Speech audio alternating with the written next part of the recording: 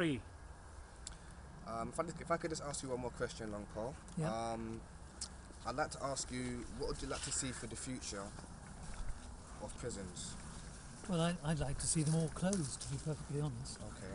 May I ask you, could you elaborate why? Well, I think certainly we ought to be discovering better ways of dealing with people who offend. Yes. One of the chief inspectors, who was a very nice man, who I knew quite well, Yes.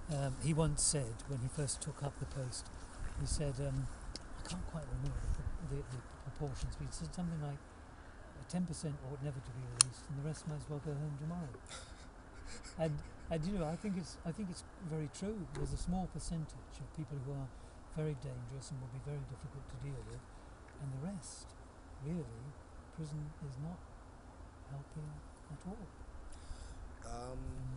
So if you had your way, could you think of a different kind of punishment? Just Well, I don't like to think in terms of punishment for a start, okay.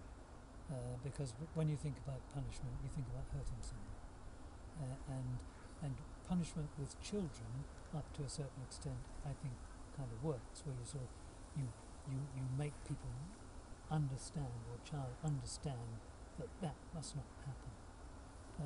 But when you're actually really hurting someone, then the reaction is always negative, and you can't do that, especially to adults. You've got to re-educate in a way. I mean, no one knows why people commit crime. Do you know that? No. Because you know you'll get two brothers brought up in exactly the same circumstances,